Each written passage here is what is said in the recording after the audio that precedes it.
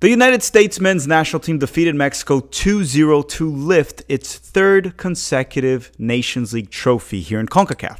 However, when you look at the big picture of this camp, it's been a success and disappointment at the same time, especially when you think about the Jamaica game. With that said, that's what we're going to be talking about today, the successes and the disappointments of this camp.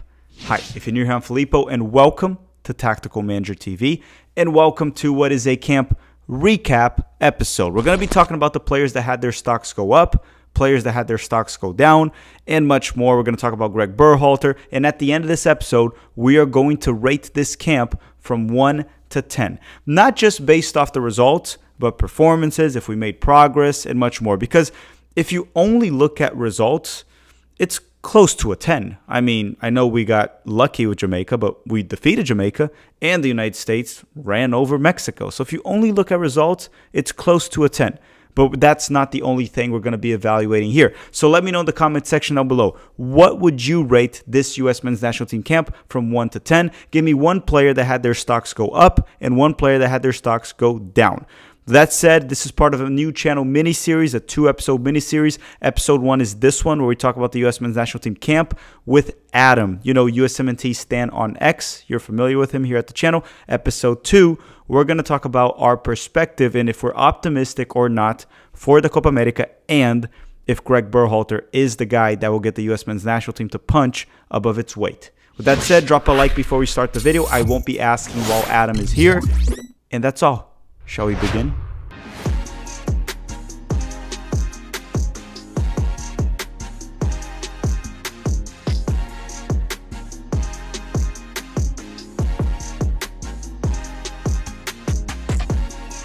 Okay, everyone, camp is over. And as always, we brought my partner in crime here, Adam, Stan USMNT on X, which, Adam, just before we start, we actually met in person, and y'all probably saw the picture that he posted on X.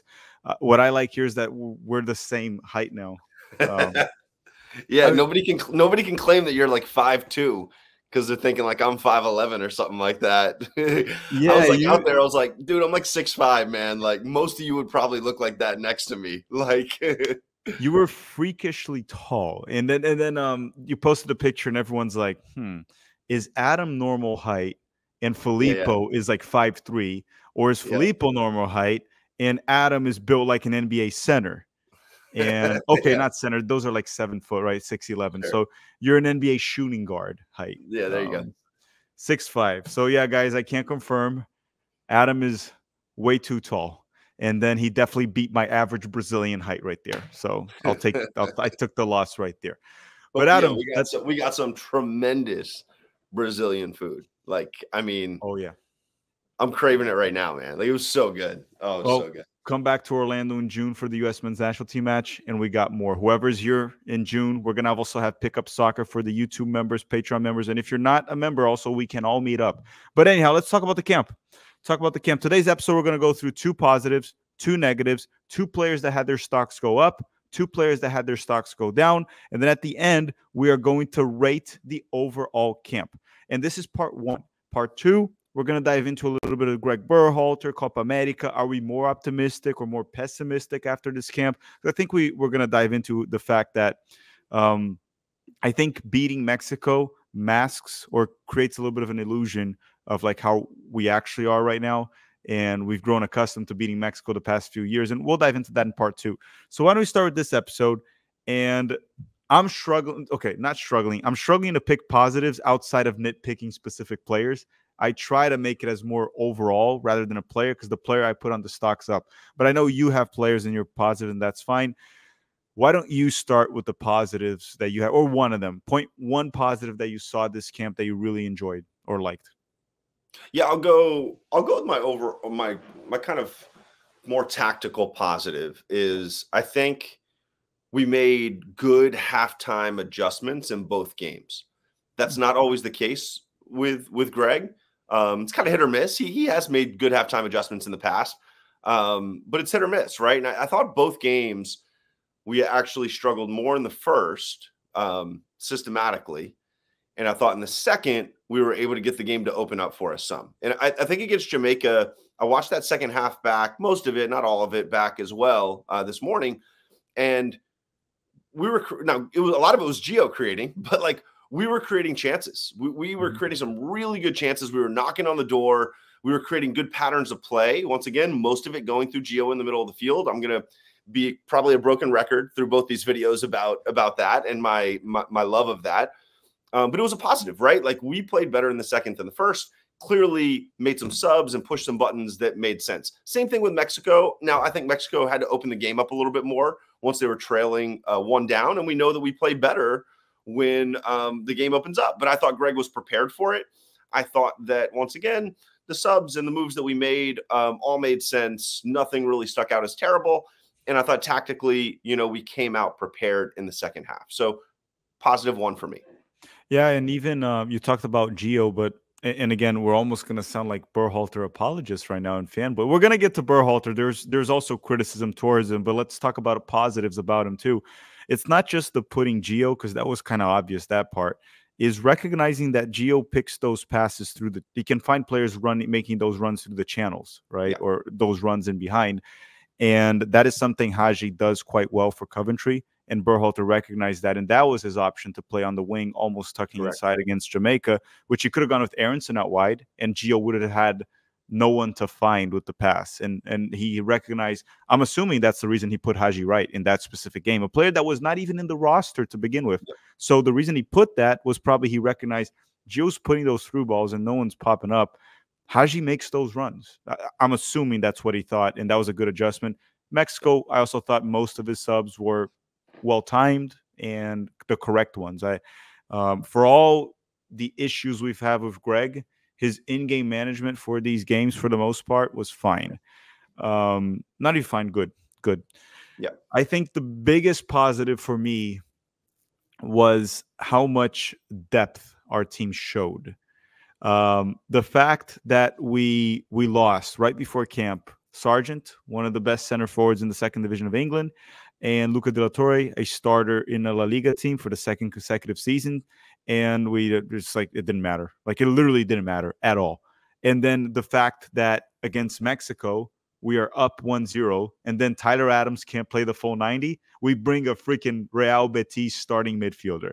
And then Haji was struggling with that target man role, and we bring a Ligue 1 center forward starter for Monaco that dropped 20 goals the season before. This season, struggling, but he still has 5 goals and 4 assists in Ligue 1. Just like, it's just the depth that this team has now compared to previous generations, not even previous generations. Go back like 2 years, like go to the World Cup roster. Sure, a lot of it was a little bit on Berhalter's selections of certain players, but just the amount of depth this team has is insane. And then you have Gio Reyna that's playing very well. And then who's his backup? Tillman, one of the best players for PSV that's dominating the Eredivisie.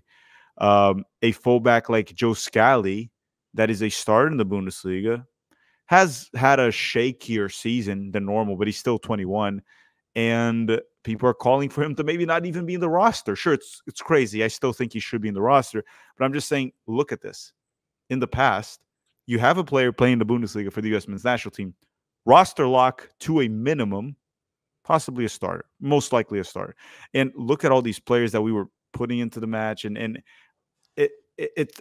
we all knew we had this depth, but to see it was different. And I thought that was wonderful. And that's a massive positive. And I'm probably going to repeat that every camp because I think it's just going to continue to get better. 100%. I mean, it's like, even like the PSV guys, right? They're going to win the league title this year. And, you didn't even really mention having Tillman at PSV, like that's a big deal, man. Like, having someone playing at the top of the Eredivisie a decade ago, similar to what you just said, would be like, oh, that guy has to be starting for us. Like, when did Josie, right? When did Josie play for AZ Alkmaar? When did he play again? Yeah, it was like the late 2000s, I think. That was kind of like, no, was it 2000? Well, he went to La Liga, and it didn't. I think so. And then he didn't work. Then he tried the Premier, but I think, but you're right. But again, Josie was a starter for us. That's the thing. Like, it wasn't really injuries aside, he is one of the best center forwards the United States ever had. The depth is insane. But what's your second positive? Yeah, my second positive is a little bit of a cheat code, but I can't. I'll preface this: I couldn't put him in stock up because my personal stock was as high as it could possibly be. So he might be stock up for some. For me, Gio Reyna was just the biggest positive of this camp. Right when I am going to think about this camp a year from now, I'm going to be like, oh yeah, Gio came in from the wilderness and balled out. Like, he came in from the wilderness and was absolutely spectacular. You know, he played, you know, essentially somewhere in the range of 80 minutes in the first game, if you count the injury time and you count the extra time. And then he played, what did he play, 70-ish, something like that? 75, I think, against Mexico, roughly. So, one, he can play 70-plus minutes, right? A lot of people are doubting that. Two, you saw how he can pull the strings, right? You saw how he can create moments of brilliance out of seemingly nothing in the Mexico game, right? That is a deflected ball outside to the edge of the box, right? Like, striking that into the near post corner on an absolute laser dime that's Gio stuff, man. We just don't really have that many guys who can create that moment of brilliance with the regularity he can. And then you saw all the string pulling stuff, the unlocking the defense stuff in the Jamaica game. You didn't see it as much in the Mexico game. We'll get there and talk about that. But man, he's just so good. Like, he is as important to us as Pulisic. He's better than Pulisic at a number of things that we need him to be better at, right? Pulisic is also better at a lot of things than Gio is, but they're similar level guys, right? And I think a lot of people doubted that. And so some would say, stock up. I didn't believe it. We knew that though, Tack, right? So it's great to see him perform. And he is, you know, I don't know, 1A positive to me. Yeah, I mean, we've been even getting a little bit of hate for a few months when we kept saying Gio has to start, even if he's not playing. He has to. A lot of people were on our side, but there were also people that were saying that we were just delusional. Tillman needs to start, and I guess they got exhibit A of the difference between those two players. I still think Tillman's a great player, but you can see the gap between those two players. I actually got a positive here, and it's going to sound very weird at first, but bear with me. One positive: Pulisic got no goals and no assists.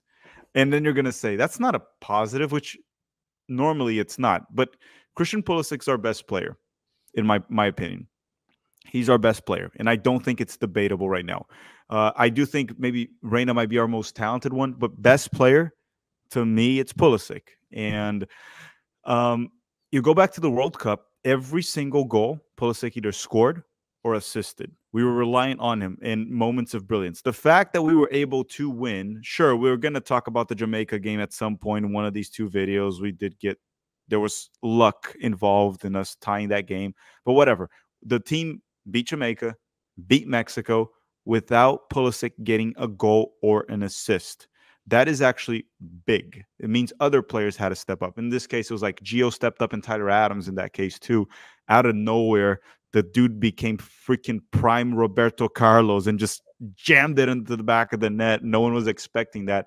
But one can argue that Pulisic played a massive role on Gio Reyna's goal against Mexico, but it wasn't really the assist. So my overall point is, I do think Pulisic not getting a goal and assist is a positive, and us still winning.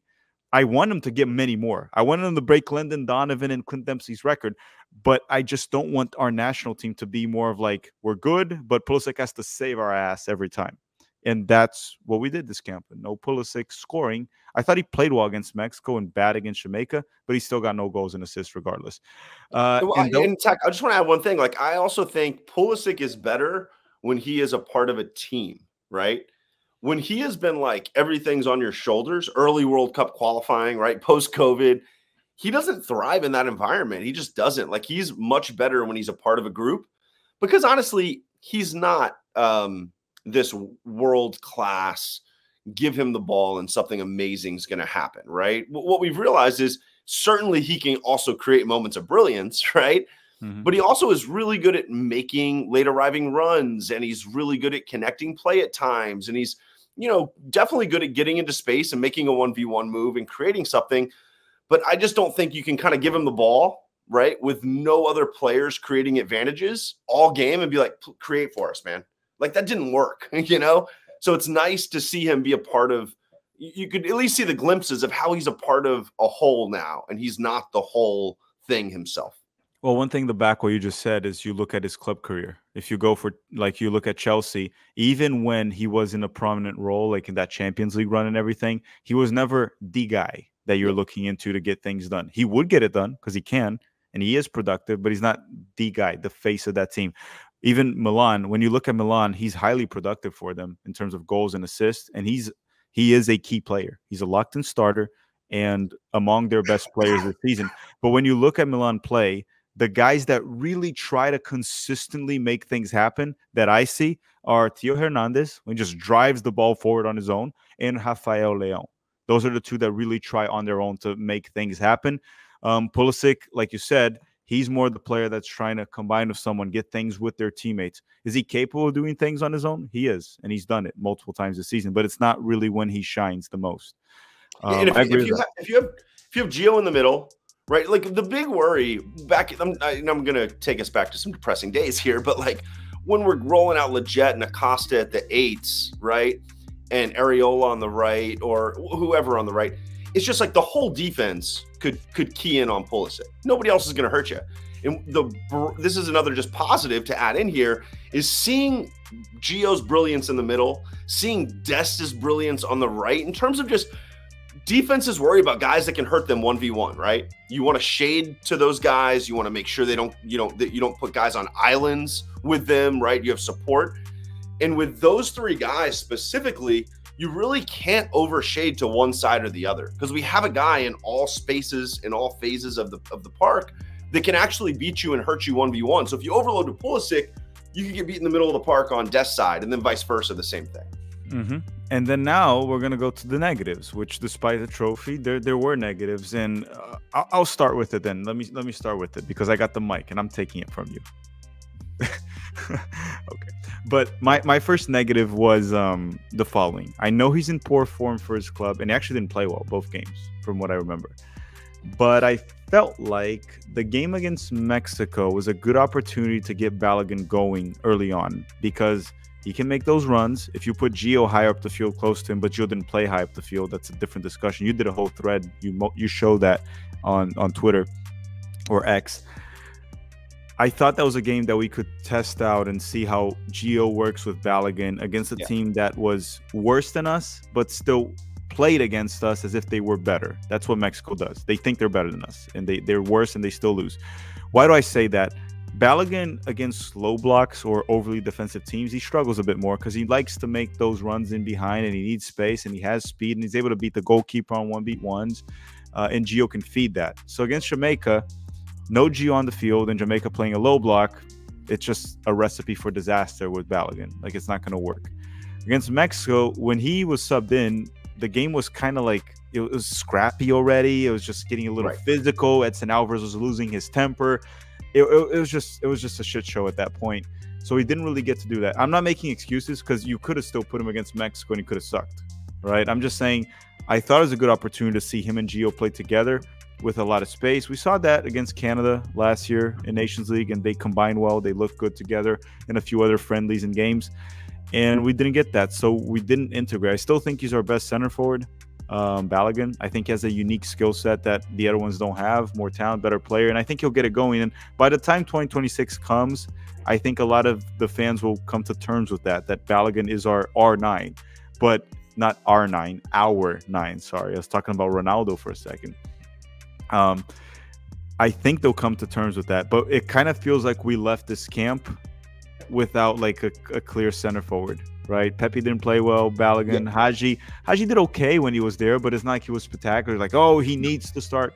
So that was a negative to me. I kind of, as we approach big tournaments, I kind of want to have all these questions answered or these question marks resolved, and this one wasn't really resolved. Yeah, I'm going to piggyback that. My first negative is striker performances. Right, this continues to be problematic with Greg's system players. I don't know. Do people have different opinions? But at the end of the day, right, other than some late game Pepe goals in the last year, right? I went back and looked at it. There's just not many goals from the nines, right? Since Greg took back over, right? We're judging Greg and what he implements and his system of play, and you just don't get many goals from the nines, right? Like no nines scored this camp. Haji scored, but he scored when Pepe was occupying the 9 spot, and he could make runs into space because Pepe was occupying a lot of the center back attention, right? But we don't have patterns of play that get the nines into dangerous spaces, right? My hope was we could see Gio playing in front of Ballo and creating in the same way we've seen Gio create for Holland when he played with him, right? We know Gio can do this. You saw him do it for Haji on the wing, but we didn't get that at all. I mean, they only played together at the beginning of the second half against Jamaica, right? For 15 minutes or so. Yeah, 15 minutes, and then Pepe came in.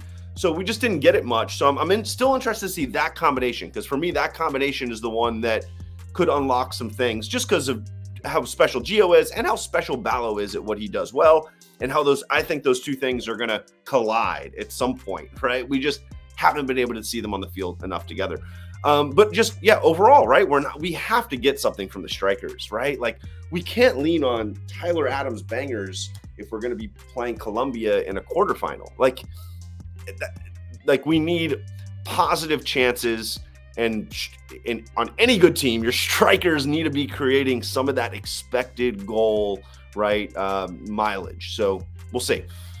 My other negative, Adam, is just very general. It's just the Jamaica game, because obviously very often as fans we have recency bias, and we're just going to think we beat Mexico again 2-0, could have been 3, could have been 4, and we got the trophy, and then we forget that we were like 5 seconds or 10 seconds away from getting eliminated by a reserve Jamaican side because they were missing half of their starters or over half their starters at home, and we relied on an own goal to stay alive. And then in extra time, Gio Reyna and Haji stepped up and we were through. So that's why when talking about this camp, if we go based off the final result, it was like we got the trophy, the job was done. In the last game, I thought it was very good from the players, from Berhalter, everyone. But the Jamaica game is still there. And then you have to raise the question, which one is the U.S. men's national team? Because it's not like the Jamaica game was something outside of the ordinary. We've seen that multiple times with Berhalter. And the Mexico one also was not outside of the ordinary. We've seen him beat Mexico with some ease a few times, even though the most dominant win against Mexico since 2020, right? This undefeated streak we have was the one where BJ was in charge. That was the most dominant one. But not going to take credit away from Greg, because this was an overall convincing dominant win. He also got a 2-0 win in Cincinnati during World Cup qualifying. So he did it too. But again, 2 games. One was a disaster. The Jamaica game we went through, but it was a disaster, that game. And then one was very good. And I just want to say that's a negative. That Jamaica game, to me, I'm not forgetting it. What's your last negative? My last negative is that I think we have a couple players specifically, I might not even name them all right here, but who are in this camp. And Ballo, Tillman, Johnny, and Richards are the 4 that I'm going to call out, who I think a lot of us see as emerging talents, right? Ballo not having a great club season this year, but had an amazing club season last year. Tillman, Johnny, obviously thriving for club this year. Richards starting to thrive for a high-level club. High expectations for all 4 of those guys and how they can impact the national team. And I didn't think any of those 4 guys really put their stamp on a spot or even said, hey, I'm here, wake up, to the guy in front of them. You said, Ballo's still your starter. He's still mine too in a high-level game. But certainly this camp didn't put a stamp on that in any way, shape, or form. So I was a little disappointed. I thought at least 1 or 2 of those guys, even if they only got, spot minutes off the bench, we're going to make a statement. So I was a little sad to not see any of those guys make a statement. And I don't think any of those guys, Richards actually thought was fairly poor. The other 3 guys I thought were just kind of average and meh and out there. So yeah, I don't know. And I don't read too much into that. It's not, the sky is falling, get them out, don't bring them to Copa. They need more seasoning. They need more time with the squad, all of that. But certainly it was a negative for me. Yeah, I still think all 4 of those are roster locks. And to me, the most disappointing of the 4 would be 2 of them. It would be Richards and Johnny. Because here's the thing. Balogun, he's in poor form, and I still expect him to be the star. I still think he's our best center forward. Tillman, regardless of form, I didn't see him touching Gio Reyna's spot. I just didn't see it. So to me, it didn't really matter too much. But Johnny was on a rise to challenge Tyler Adams, right? And I still think he can challenge. I don't think it changes. Like, he can still challenge Adams and push Adams, something Adams didn't have the previous cycle. It was Acosta. Now it's Johnny pushing him, and you're probably going to see more motivated Tyler, a Tyler that's like actually going for it much more. Not that he wasn't before, but there's a difference when there's someone right there. It's like, hey, I'm coming for you. I'm coming for you. And what happened in this camp was, I wanted the camp to end with us kind of still debating. It's like, could Johnny take Tyler or not? Right now, it's like this. Tyler's the starter. Johnny, you're going to have to grind for that. You're going to have to keep performing for your club. And then when you get an opportunity for the national team, you have to really perform. Because Tyler was reliable. I don't think Tyler was brilliant in the first half. He was okay, reliable, but he scored a freaking banger. And Tyler Adams has a lot of credit with the national team already. For sure. Johnny has to build that credit. And he didn't really build it. Like you said, he wasn't a disaster. It was okay. It was okay. It wasn't anything that you're like, oh my God, get this guy above Tyler. And Richards, to me, he has to become our best center back. Like, evidently, ahead of Ream. And this camp showed once again, Ream is above everyone. Once again. And Richards didn't do that. And Richards has been playing well for Crystal Palace. So I 100% agree with what you said about all four of those players. Just that Tillman and Balogun didn't really move it much for me. And we're probably going to discuss this now. Actually, go ahead. I want to say one thing about Johnny. Like, not only Johnny has an uphill battle, right? It's not just because of performance on the field. It's because of what Adams has meant to the team and to the group of guys over years, right? There is a connection and a bond built. There's a lot of big game experience, right? Like, there's a calm that Adams has, even if he's not as good as Johnny at a lot of soccer things. There's a calm that he has that it matters. It's intangible, but it matters. If you've been on teams, you know this, right? You know that there's certain guys who their leadership, their presence, their toughness, right? A lot of different things that Adams brings to the table, they make teams.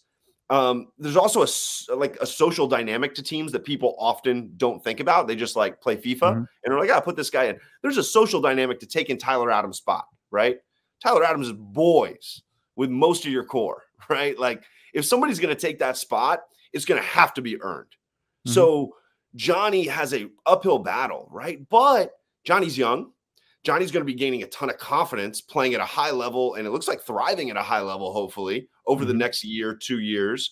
And he's going to gain experience after experience with the national team and be able to translate that club confidence and club form into the national team. And there is going to be a point where this will become a conversation. But Tyler, very clearly, I think in this camp, even though I agree with you, it wasn't perfect, but very clearly it's like, for this summer, guys, is my spot, right? Yeah, and I think we come out knowing that.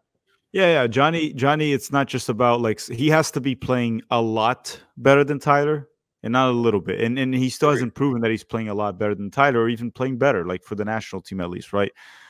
Club, probably, but not national team. And then let's go through this here. The stocks up and stocks down. Why don't you start with one player that your stock's up? And I'm actually going to be very quick on this section because we kind of already talked about them a lot. Me too. I've talked about these guys. Haji Wright, right? Came into the camp as, I guess, the fourth striker, right? He was brought in when one of our three got injured, and he leaves the camp with 2 goals, kind of saving the day in a lot of ways, and a start in a final, right? I don't think he was very good in that final, but I don't know if any 9s are going to be good in that final with the way that we set ourselves up. So I don't even knock Haji for his performance in the final. But man, like, if you told Haji Wright 2 weeks ago that was going to be the outcome from the camp, or any of us, right, we'd be like, whoa, that's a big riser. So Haji is one, and I'll just do my second one real quick. Timmy Ream, right? He's another guy kind of in the wilderness. Is he or isn't he still a guy that we can lean on? And he was rock solid against Mexico, right? Didn't put a foot wrong. Was just, I thought, phenomenal in a lot of ways. So those are my 2. Yeah, out of your 2, one of them was mine also. It was Haji, obviously. I think Haji's everyone's stock up. We could place Reyna, but again, to me, Reyna's stock didn't go up. He did what I thought he would do. And what me and you have been talking about for so long. So Reyna, I know people are going to say, how can you not put Reyna? It's just that I don't think his stock went up. I thought he was a locked-in starter. I thought that was common knowledge. I know some people wanted Tillman, but I don't think his stock went up. I think Dest's stock went up, if that was even possible, but it did. Because after he got that red card against Trinidad, some people were questioning him, as they question also his defending and how Scally's better on defense. And why did Dest's stock go up? One, he was really good against Mexico. Really good overall game against a okay, I was gonna say good opponent. I don't know how good Mexico is these days, but let's just say they're not the best. They're not the best. And then Serginho Dest did that, but also Scally was very poor, which is honestly the only right back that can kinda challenge Serginho Dest, and he wasn't great. And Dest was great. So if there was any doubt ever between Dest and Scally, kind of put that to rest. And I think the gap between those two on the ball is actually quite big. It's really big. And then defending, I think Scally is better defending. I still do, but I just don't think the gap is that big. That's my overall point. So Dest was mine. Nor do I think the upside of playing Scally against whoever, Brazil, right? Like anybody with dynamic attackers, the advantage of playing Scally for his better defense is not going to outweigh, right, the advantage of playing Dest in what he's going to bring to your possession, your press resistance, your ability to create a moment, which you're going to need in a game like that, right? So it's got to be Dest in that game. And you have to build tactically, you have to build how you're going to play to support your personnel, which is Dest has weak points defensively. So don't not play him, right, and play Scally, who's 20% better. Play Dest, right, and then support him. That's where I've been. Mm-hmm. I agree. And I mean, I'm not going to give another stocks up because you took one of mine, and I'm trying to think here from the top of my head. Like Reina, to me, it wasn't stock up. And then you look at other guys. They're going to say, what about Tyler Adams? Like, I don't think Tyler's stock went up because unless Johnny showed us a spectacular performance, Tyler's still seen as a starting six so long he's fully healthy. I can't really think of other stocks up. So I'll put it that way. And then stocks down. Can I give mine first? I'm going to give one, yeah, and then you give one. I think Luca De La Torre's stock went down this camp, and the reason I say that, I tweeted that already, so some people might have already seen it. More or less, like you're probably going to have 6 midfielders in a 23-man roster. 6 midfielders, and Berhalter seems to be leaning towards having a destroyer, box to box, and a playmaker, which is what it should have been last cycle, but he only woke up to that now. If you look at it that way, the destroyer, they're starting right now is Tyler Adams. The backup is Johnny. I think those two are clear. The box to box, the starter is McKennie and the backup is Musa. That also looks pretty damn clear to me. The 10, or the attacking one, which even though in this camp it seemed like Gio switched with McKennie, but we're not going to get into that. The playmaking one, the more technical one, would be Gio and probably Tillman as the backup. So that leaves Luca De La Torre as a player that can play the 6, can play the 8, can play the 10 right there, can play all of those. But it seems like he's the third option on all of them. It would need one of these players to be injured for him to be out. Well, if you look back in the 2022 World Cup, he kind of was a roster lock based on the options we had. So I think Luca's stock went down. He wasn't there. And a lot of these players we talked about, like Johnny, looked serviceable, looked like the backup for Tyler. Tillman wasn't great, but he's still the backup for Gio. And based on how Greg wants to play, Luca's stock went down. Who's yours? Yeah, my first one is Tillman. And I think I've been searching to watch Tillman play well, either against a quality club opponent, right? And when I say well, I mean like a standout, like some of the stuff that we have loved. If you look at the quality of opposition, it's fairly low. So I've been looking for him to have one of those standout games against a high-level club opponent, Champions League, another top-end Eredivisie team, or a national team, right? And I'm not saying the teams we played are high-level opponents, but just a national team, like something that's going to give me a sign, right? Hey, he's now elevating and arriving, right? We know he can do it in Scotland. We know he can do it against mid-table Netherlands teams. Can he do it against higher-level teams, national team-level teams, and bringing in big games? He definitely wasn't there for me. So stock down for him, because to me, I'm not probably giving him many chances in Copa unless it's off the bench and, you know, we feel like he can provide a spark in the last 10. And then you do your second one. Let's go back and forth. Pepe. I thought Pepe's stock went down, and I think he might even be at risk of not making the Copa America roster and maybe trying to get him to the Olympics. Why do I say that? I think his stock might be down short term. Long term, I don't think it has really affected him at all. I think he'll always be in the national team long term as he continues to develop there at PSV. But why do I say it short term? See it this way. I still think Greg sees Balogun as the starter. I still think he does, as he should, in my opinion. And in the game that he sent in Pepe didn't play well either. Pepe was poor. And then Haji came to the rescue. And then the second game, Haji got the start over Pepe. I thought Haji was okay in a very weird role as a target man, but he was okay. Wasn't bad. And then Balogun was the option that came on later on, apparently with a knock. Pepe's age eligible for the Olympics. And then there's another thing. Sargent wasn't in camp due to injury. And my thing here is, regardless of what we think of Greg, he's always really liked Sargent a lot. That was his starter in the World Cup. And Sargent did fine in the World Cup. Wasn't brilliant, but he was fine. He held his own. Looked far better than Jesus Ferreira. And I thought he even looked better than Haji in the World Cup, despite Haji scoring against the Dutch that accidental goal.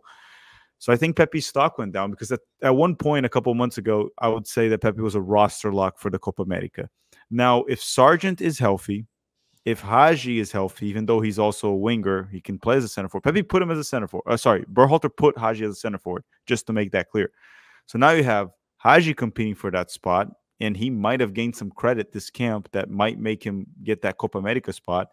Balogun, I don't see Greg leaving him out of the Copa America. And then number 3, it's going to be Pepe and Sargent competing for that spot. Sargent's actually healthy. It looks like he's going to play for Norwich soon. He's scoring. Who's Berhalter going to choose? I might see Berhalter trying to talk to PSV, to Ernie Stewart, and hey, can we send Pepe to the Olympics? Maybe he's at the 8. So I thought his stock went down. Yeah, my last one, Scally, and you kind of said it all. I don't need to say much more. I mean, stock down for Scally, stock up for Dest. I agree with that. Last but not least, rate this camp from 1 to 10. 5 being average. So like 5 isn't bad. It was just like average. What's your rating and why? It's so hard to give a camp a poor rating when you win a trophy. Like it just feels weird. And my emotion the night of the win was really high. And I wasn't going to let myself think about tactics and any of my problems. Because I like to enjoy the wins, right? When they come. Because honestly, as we've seen, dry spells can come. I don't think they're coming anytime soon. But so I enjoyed it. The next day I woke up, I rewatched the game a little bit. And I was like, what do we see here, right? What actually happened? And as fun as it is to beat Mexico, I think the camp rating, a lot of this camp for me was like, how are we preparing for Copa America, which in essence is now preparing for the World Cup? This is all a journey for me, right? And growth, right? Was this camp, are we seeing growth from last year, or at least sustaining performance? Last year was amazing. You're not going to, beat people 5-0 and 7-0 this year, right? But do we at least see like a sustaining a level of play from last year? And so that's kind of the context I'm in, Tack. I think that's important to note, right? Because it's just a standalone results. If you're results oriented, this is a I don't know, it's an 8. First game sucked. It happens. Second game we won 2-0 against our rival. It's an 8. It's a 9. Well, if you're just one thing. Sorry to interrupt you, but if we look at just results, it's actually a 10, right? You won the trophy. If you're just looking at that. Well, you could argue the result of the first game, right? But if they only say results, they're going to say all that matters is if you won. You tied 1-1 with a poor Jamaica team, right? I get that you win it in extra time, but whatever. 8, 9, 10, it's immaculate. But I am more of a process guy. I'll just be honest. And this is why people get mad at me sometimes. And, they're like, you're so negative. And, oh, my God, you want to coach the team. Like, listen, this has been a journey for me going back to 2018. Like, what's the process going to be to get really good? And it's why I hated all the guys we brought in from 2018 to 2020. They made no sense. That wasn't the future of our team. And I was one of the people yelling about all those guys. And people were like, oh, what are you talking about? We don't have anyone else. I'm like, just bring the 18-year-olds, man. Like, who cares? Same thing last cycle. We're bringing MLS guys. Well, what do you care? We need this experience. I'm like, I don't care much about the 2022 World Cup. In all honesty, like, I want to build for 2026. Now, I don't want to punt. I didn't want to punt on the 22 World Cup. But even like experience, you look at the experience guys that he brought, they didn't contribute at anything. Right. And that's it too, right? I also thought the young guys could contribute more, right? but it's all process to me, right? Like I'm all like, let's build a process that's going to get us to 2026 and be able to compete. So process-wise, this camp was like a 4, honestly. Like it was a really poor Jamaica game against a pretty poor Jamaica team. We'll talk about that more in the next video. Make sure you guys check that one out. And then the Mexico game, I thought Greg was tactically really good at beating Mexico, but we've seen him tactically be really good at beating Mexico, right? I don't think anything we did against Mexico is going to translate very well. If the goal is to beat Colombia in the quarterfinal, to beat Uruguay and win the group, I don't think what we just did against Mexico is going to translate. Sorry. Like, I just don't. So for me, process-wise, it's a 4 out of 10. Results-wise, it's an 8. It's a 9 for me. So I hope everybody can kind of see the difference there. So if you average that out, you gave the camp around a 6 or 7. It's actually exactly what I put. I put a 6. Yeah, I'm going to give a similar rating. I might be a bit more generous. I'm going to give a 7. I'm going to give bonus points for winning the trophy, a bonus point, because at the end of the day, we do still want to be the dominant team in the region. The trophy was won and earned, especially in the final. We played very well. Not very well. We played well in the final.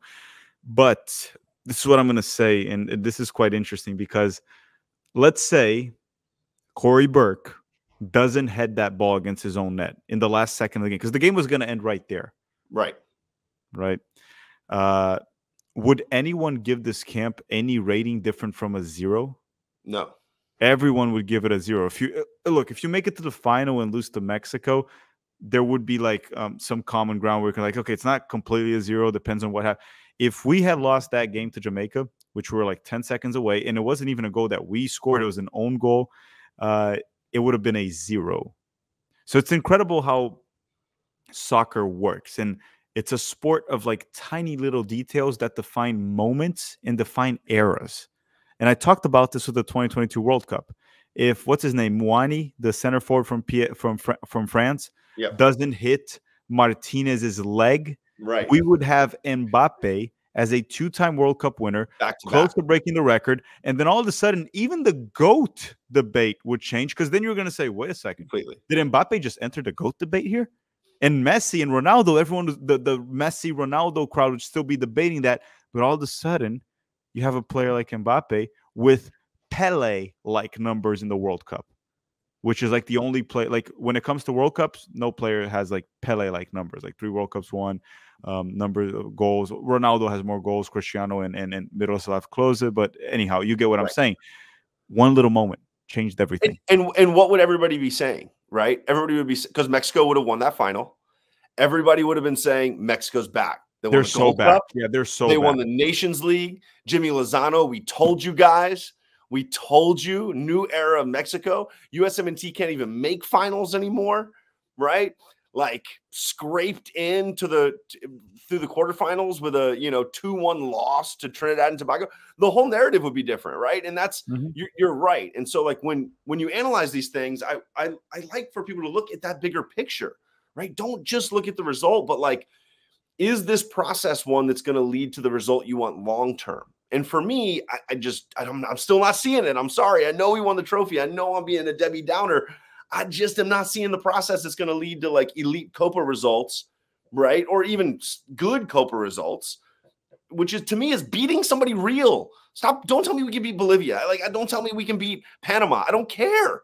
I don't care. Cool, right? Like go beat Colombia. Go beat Uruguay. Go compete with Brazil, and don't tell me that's not possible. What about 2009, guys? Like, come on. Like, I don't know. Raise the bar, guys. Raise the bar. I get it. We were winning trophies. Greg's the winningest manager of all time in regional finals and trophies. Raise the bar. Yeah, it just comes down to that. It's like sometimes and we're going to talk about this more in the second episode. It's you end the camp by beating Mexico, and then we all forget about the Jamaica. It was a camp with 2 games where one was pretty much a 0 rating, where we got lucky at the end, and the other one was a very high rating, like a 9. It was really good the way we played, behaved, and Berhalter managed the team. I'm giving it a 7. There is the bonus of winning the trophy. I think it is important to continue to dominate your region, but it's what you said. There was pretty much 0 indication in this camp that this team has moved up and is ready to pull a result against some very tough competition.